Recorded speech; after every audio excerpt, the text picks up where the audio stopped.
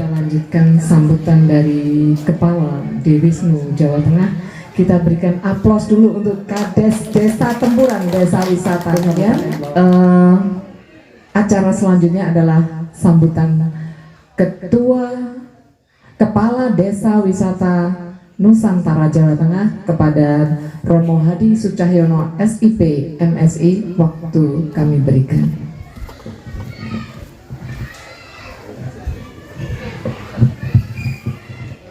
Bismillahirrahmanirrahim. Assalamualaikum warahmatullahi wabarakatuh. Bismillah, alhamdulillah, wassalatu wassalamu ala rasulillah, la hawla wa la quwata illa billah. Yang terhormat Bapak Kepala Dinas Pariwisata dan Kebudayaan, yang diwakili oleh Ibu Kasih. Jadi saya penghormatan mesin polis ya, tapi diwakili ya Bu Wahyu dari Dinas Pariwisata Kebudayaan ya, bidang pariwisata Kabupaten Blora. Yang saya hormati Bu Dana, ini adalah beliau Wakil Ketua Bidang Penjaminan Mutu Pengurus Desa Wisata Nusantara Provinsi Jawa Tengah, kebetulan juga asli Blora.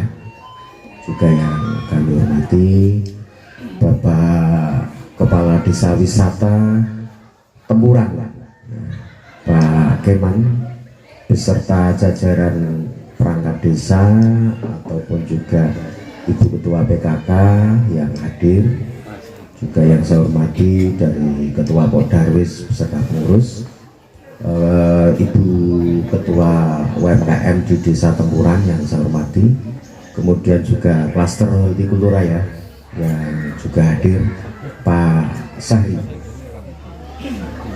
ya, Pak Mustari juga yang hadir, semua saja yang tidak bisa saya sebutkan satu persatu, di media yang hadir dari TV Yuan dan Rizky Jateng yang ikut bersama-sama kita pada pagi hari ini.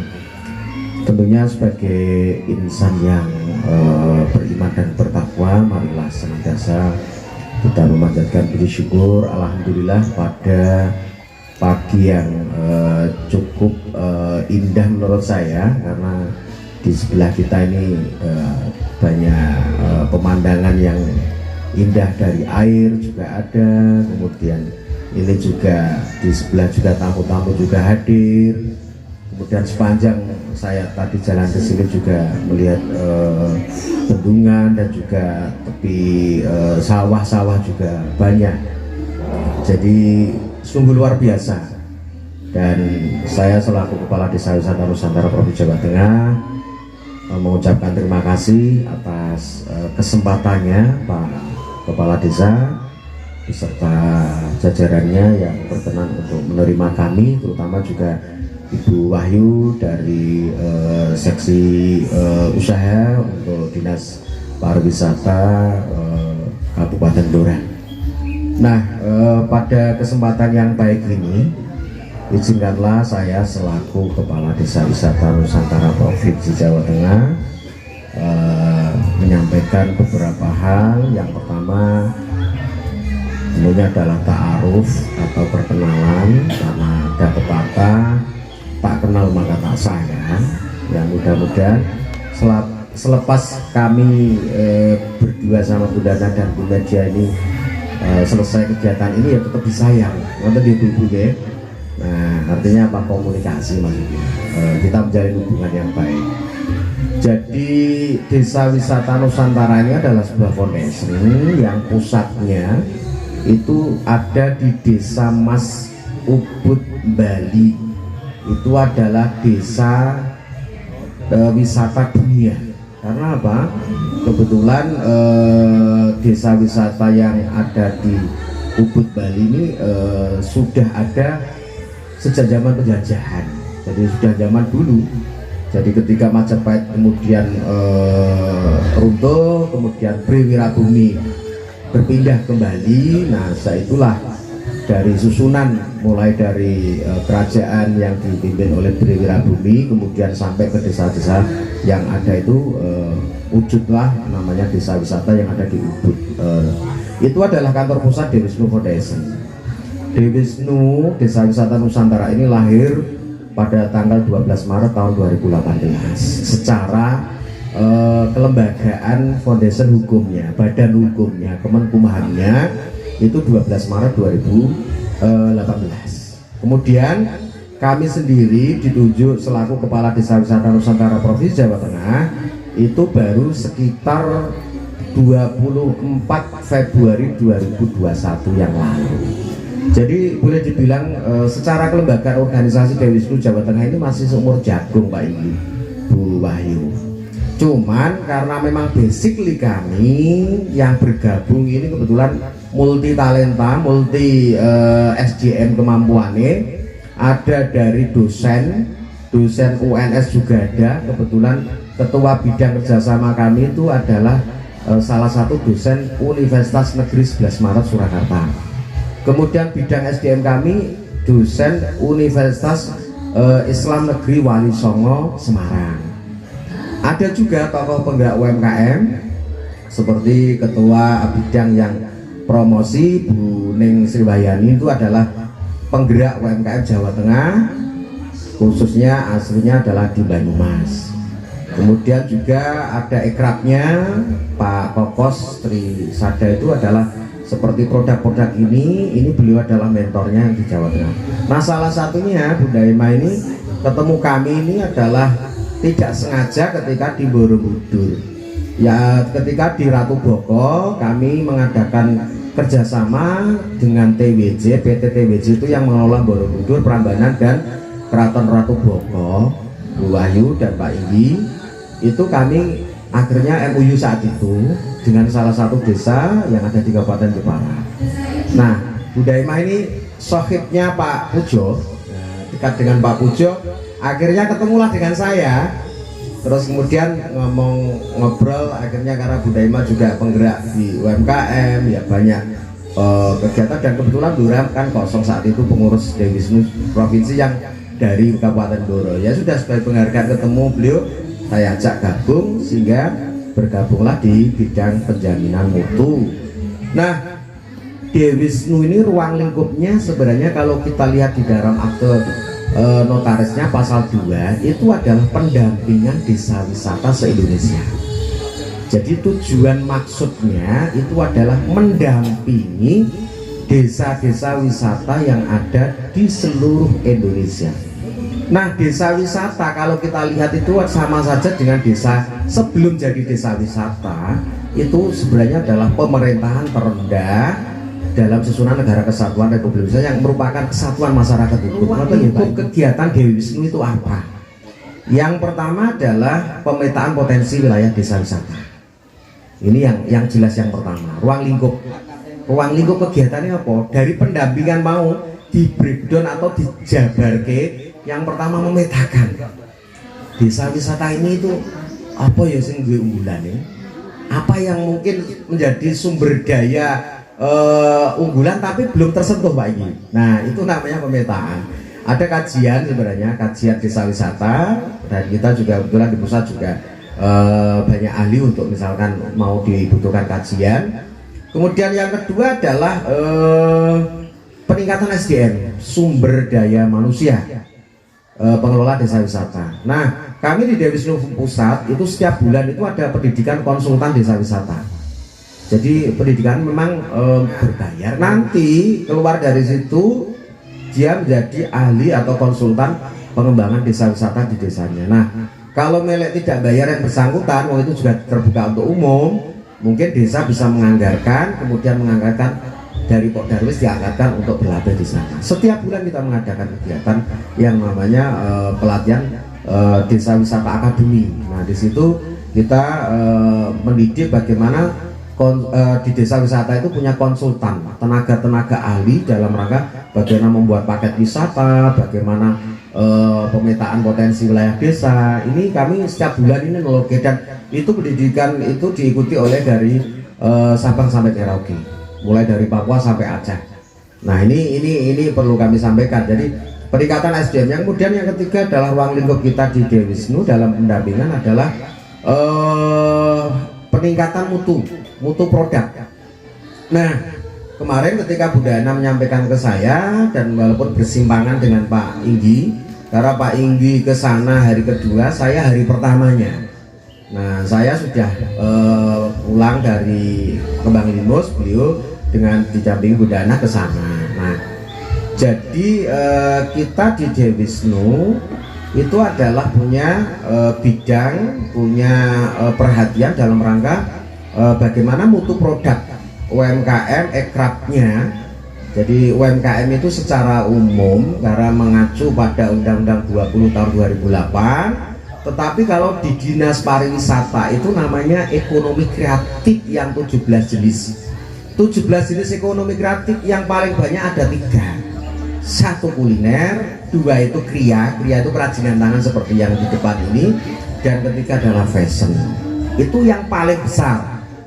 Yang 14 ya Bu, 14 banyak. Ada konten marketing, digital marketing, ada film, ada musik, ada kafe, termasuk budaya itu ketoprak juga seperti itu juga masuk di dalam rangka ekraf ya. Jadi ruang lingkupnya itu luas. Nah makanya kami hadir ketika kami kemarin diminta oleh Bu Dana untuk memenuhi apa yang disampaikan oleh Pak Inggi ketika selepas dari Kembang Limus. Maka saya sampaikan kalau saya ketemu Pak Inggi ya mungkin kita bisa ngobrol panjang kali lebar, tetapi saya hadir di sana kan tidak ada manfaatnya kalau tidak dihadirkan UMKM-nya atau ekrafnya. Makanya saya minta untuk dihadirkan UMKM. Nah tujuan apa? Kita belajar bersama, sharing bersama untuk peningkatan mutu produk, peningkatan pemasaran. Nah jadi masalah UMKM yang paling utama itu sebenarnya adalah 1 mutu, 2 itu pemasaran. Nak modal mengikuti, asalkan pasarnya akeh, sing tuku akeh, jenengan untungnya akeh, luru modal gampang. Wong BRI ngederokur ya kurung-birung, dia tambah Bu. Nah jadi modal saya kira sekarang nggak jadi problem utama, asalkan apa? Mutu produknya dari UMKM bagus, kemudian juga pemasarannya, jangkauannya juga bisa luas itu. Jadi penjaminan mutu, kemudian pemasaran produk itu jelas. Kami di Dewi Wisnu Jawa Tengah memang beberapa ini di kabupaten kota yang sudah kita kukuhkan untuk pengurus Dewi Wisnu kabupaten kotanya sudah mulai masif untuk apa? Bagaimana menginventarisir produk-produk UMKM sekabupaten, kemudian didampingi peningkatan mutunya, kemudian juga sertifikasi perizinannya.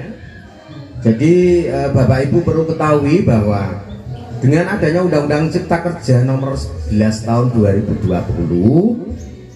ditindaklanjuti PP 7 itu untuk kemudahan perizinan. Jadi setiap usaha warga negara Indonesia maka wajib hukumnya mengurus yang namanya nomor induk berusaha atau NIB. Karena apa? NIB itu adalah merupakan perlindungan bagi usaha mikro, kecil, dan menengah.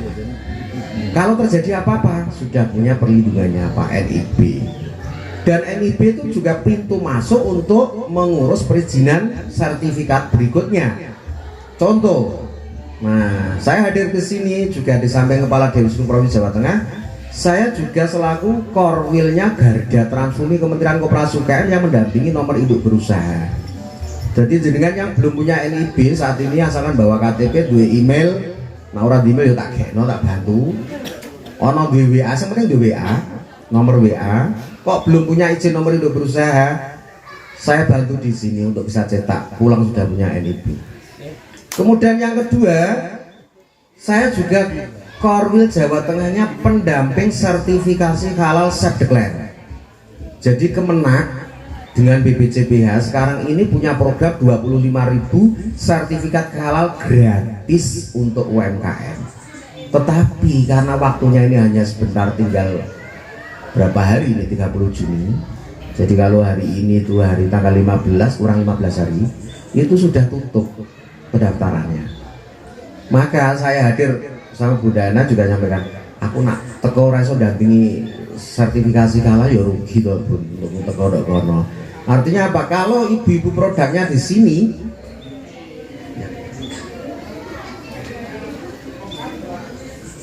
nah, kalau produk ibu-ibu bapak yang di sini belum ada logo halal seperti ini logo halal yang sekarang ya Bu. Yeah.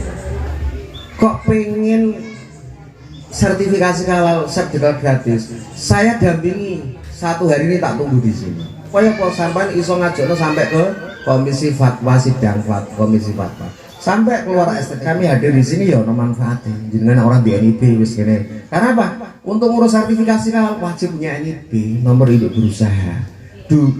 PIRT untuk halal tidak wajib. Walaupun belum punya PIRT bisa mengajukan sertifikasi halal. Nah, fungsi PIRT itu adalah sebagai izin edar. Jadi dengan walaupun punya halal ya wajib PIRT, wajib hukumnya. Nah, PIRT sekarang dengan dulu beda. Kalau dulu harus punya sertifikat PKP dulu, sertifikat keamanan pangan dulu, baru bisa mendapatkan PIRT. Sekarang enggak Bu, dibalik. PIRT so diurus dhisik, lapor ke dinas kesehatan untuk mendapatkan PKP selama 3 bulan. Nah, orang untuk PKP baru PIRT-nya itu sudah tidak berlaku, tapi kalau dapat PKP otomatis sah berlaku. Tapi ketika saat cetak PIRT di PBU-nya OSS dengan sah berlaku PIRT, cuman komitmennya belum dipenuhi selama 3 bulan. Apa? Sertifikat PKP. Jadi diwalik. Nah, rumah kan tumpuk saya dari dinas kesehatan, kok nunggu penyuluhan lagi keluar PIRT. Kata Bu. Nah, sekarang udah cetak sendiri PBU ku iso keluar PIRT. Sah ditempel di sini sah. Wong negara sing sana. Cuman hanya berlaku 3 bulan. Kalau jenengan untuk PKP berarti berlaku seterusnya. Nah, orang PKP berarti gugur dengan sendirinya tidak berlaku Bu. Ini kan kemudahan loh Bu jenenge. Nah, cuman kadang-kadang UMKM ya nun sewu orang ngerti nak ada kemudahan seperti itu, nggak tahu Bu, Pak. Nah, maka kami hadir di Dewi Wisnu ini, harapan kami ya bisa memberi manfaat. Nah, itu luar lingkup. Kembali apa disampaikan Pak Inggi. Jadi kembang limus itu jelas ide dari teman-teman Dewi Wisnu sendiri, Pak Murni. Bagaimana antara wisata, antara budaya, antara UMKM itu mix jadi satu. Bahasanya budayanya anak kroyoan ya, kroyoan ya Mas. Nah, kroyoan. Kalau istilahnya kerennya di ekrabnya itu adalah kolaborasi pentahelik. Pentahelik itu penta itu 5. 1 ada akademisi, ada bisnisnya, ada komunitasnya, ada medianya, ya. Jadi kemudian juga ada ini yang pegiat wisatanya. Jadi pihak akademisinya ada, komunitasnya ada, kemudian bisnisnya juga ada, medianya juga ada. Kolaborasi pentahelik yang keroyokan tadi ini dibutuhkan karena apa? Akibat pandemi COVID yang terlanjur ditutup ini terasa di desa wisata, apalagi yang punya produk. Tidak boleh berkumpul, tidak boleh berjualan langsung, tidak boleh bersentuhan tangan, bisanya yang online. Sementara warga kita masih gaptek. Gitu betul. Jadi kan paling-paling nggak ngerti ini WA-an tok no. Apa ngerti yang namanya Instagram bisnis kah, Facebook ad kah? Apalagi yang marketplace mulai Bukalapak, mulai Shopee, dan sekarang ada yang terbaru. Nanti tak tulari ilmu nih, namanya Circlo. Circlo itu integrasi dari seluruh marketplace.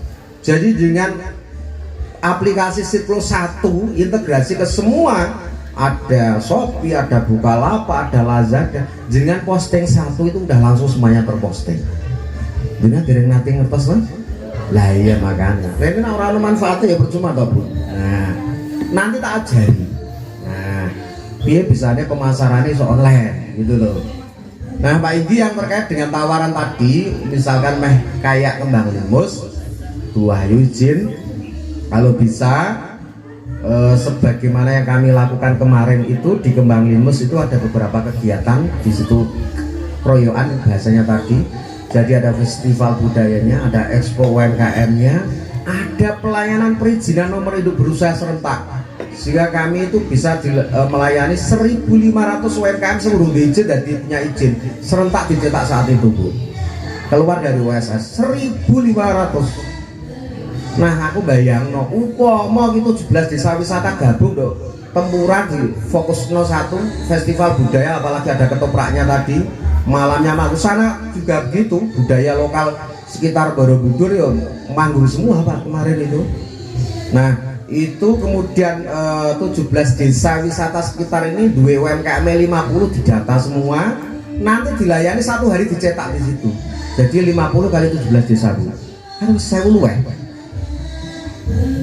Ada expo UMKM Pak, stand, kemudian di situ media jalan, promosi, orang datang melihat, menengok produknya jenengan sertifikasi ini lengkap, ono duwe halal ya, ono duwe NIB nih, duwe BIRT nih, kan seneng loh. Nah bisa eksperimen lomba memasak. Nah nanti silahkan datang ke Pak Menteri Pariwisata, ya urusannya Wahyu, datang ke Menteri Desa ya nanti PMD, datang ke Menteri Koperasi ya tak bantu. Menteri Pertanian ya itu nanti dari klaster Holti ini, kebetulan juga Pak Kepala Desa ini juga pengurus bidang di KTNA Kabupaten Gubuk, Kabupaten Blora ya, mohon maaf, bidang perikanan. Saya pengurus provinsi saya Pak di kontak tani nelayan andalan.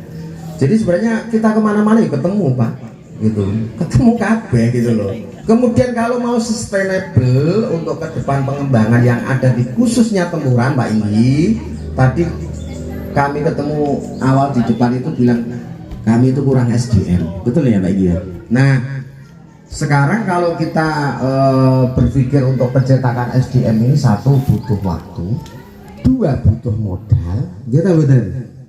Dan itu belum tentu berhasil gitu loh, berhasilnya masih 50-50. Ya iso berhasil, ya kok harus dididik kita nunggu Pak. Nah saiki yang paling cepat menurut saya adalah kita kolaborasi, reviewan, matching fund. Matching fundnya apa? Kebetulan Kementerian Pendidikan Kebudayaan Ristek di tahun 2021 dan 2022 ini punya program yang namanya Matching Fund 2022. Artinya apa Pak Inggi? Jenengan iso kerjasama karo SDM perguruan tinggi sing ngajokne para proposal berdasarkan usulnya panjenengan. Jenengan timon nyediakno dana padanan itu adalah dana yang nanti digunakan di desa. Selama ini Pak Lurah nganggarke non saya kanggo desa wisata ini kan ya biasa atau setiap tahun. Oh mbok bangun iki mbok kan setiap tahun kan ada. Tapi kan ora ono padanan, ora ono gathukane. Lah jenengan nganggarno tapi gadukan karo sing diusulno perguruan tinggi, nanti dikasih anggaran Kementerian Pendidikan Kebudayaan khusus pengembangan pariwisata. Contoh ada air, umpama mainane air ditambah sing akeh sing apik supaya wong do teko do seneng ngono ki, kira-kira manfaat ora ya. Lah misalkan contoh lho Pak, cuman kan waduh dana aku desa aku piro ora cukup kok nek pandemi Covid dikunci Perpres 104. Gitu apa Pak Edi? Wah, sini berapa yang ngerti setahun dari kepala desa. Nggih. Jadi jenengan punya perairan ini yang miliknya Pemali Juwana Semarang kan, BBWS. Saya juga kepolonnya Sokek kenal baik. Ini kan bisa dimanfaatkan oleh misalkan gue perahu, gue apa, orang itu kepengen santai-santai kan. Cuman kan alatnya itu kan orang duwe, gitu boten Pak Inggi. Kita anggarkan Pak untuk perahu naga 200 juta. Sudah ada. Sudah ada itu di sebelah itu kan. Nah, cuman kan dianggaran kok disodok. Upama kok ditambah kok ngene Kemendikbud sing lewang Magic Fund misalkan tambah 500 juta, 700 juta kan tambah agak to Pak. Lah makanya kan. Nah, ketua di Pranasda. Ayo dorong ya. Orang terima kayu netok kan lho itu. UMKM ya juara aku dene. Nah, ada teman kami kemarin kebetulan dari pengusaha Turki Bu hadir untuk kopi.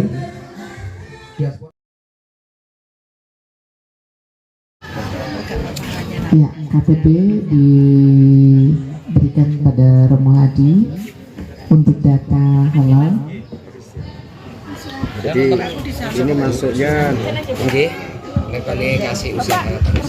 Jadi pertama ketika kita membuka akun Sing Halal, di situ ada tampilan email, garis miring username, ada password, ada login. Nah, ibu-ibu, bapak ibu, nah nanti untuk masuk di akun Sing Halalnya, ini kita karena ini belum punya password di akun Sing Halal, maka masuknya adalah di create an account. Nah, ini di create an account nanti ada tampilan register. Nah, lihat dari video. Nah, register ini nanti di adalah create an account, maka di sini ada register. Maka yang pertama adalah type user, ini ada pilihan karena Pak Heri Setiawan ini sebagai pelaku usaha, maka klik pelaku usaha. Nah, setelah itu kita ketik Pak Heri Setiawan. Mohon nanti selanjutnya setelah Pak Heri Setiawan diikutin ya yang Emailnya sudah berapa Pak Heri? Emailnya email. Setiawan Heri ya. 269. Nah, setelah email ditulis, kemudian password, konfirmasi password, nanti kita kirim send. Kalau memang berhasil, nah ini maka akan begini tampilannya. Your account has been registered, berarti ini sudah berhasil didaftarkan. Ini kita klik di sini. Nah, kita balik lagi ke awal. Di sini sudah ada Pak Setiawan tadi ya, di sini ada namanya. Nah, ini passwordnya udah otomatis. Nah, kita login. Nah, begitu login, di sini ada Badan Penyelenggara Jaminan Produksi Halal Negara RI. Ini kita tutup. Nah, untuk membuka dari akunnya Pak Heri Setiawan. Nah, kita cek NIB-nya apakah sudah terintegrasi apa belum. Ini kita klik dalam negeri. Ini next. Nah, nomor induk perusahaannya berapa NIB? Pak Heri Setiawan. Ini kan 022 023 754 1319. Nah, kalau ini sudah terintegrasi di OSS RBA, maka ini akan muncul. Maka ini kami klik lanjut. Nah, di sini sudah ada nomor induk berusaha 022 sekian sampai 31. Pak Heri Setiawan, Dukuh Kelampok, Genjan, Kabupaten Blora. Kemudian sampai bawah. Nah, di sini berarti kita klik selesai.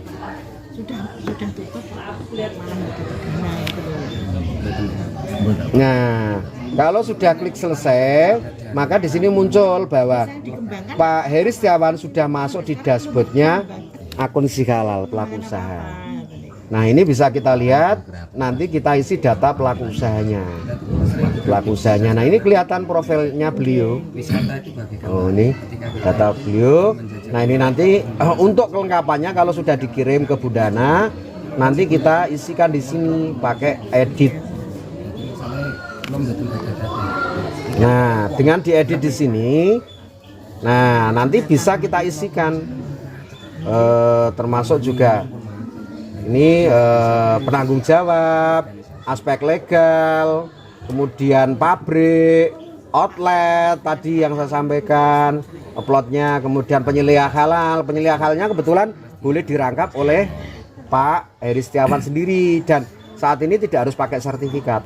Tahun depan penyeliah halal wajib bersertifikat. Nah, maka ini beruntung Bapak Ibu. Jadi penyeliah halal yang tahun ini tidak harus bersertifikat, besok harus wajib bersertifikat. Nah, ini artinya Pak Heri Setiawan sudah punya dashboardnya di akun Sing Halal, tinggal melengkapi, dan akhirnya kami selaku pendamping verbal verifikasi validasi kita kirim ke Komisi Fatwa untuk diadakan sidang Komisi Fatwa tentang kehalalan produk Bapak. Gitu ya Pak.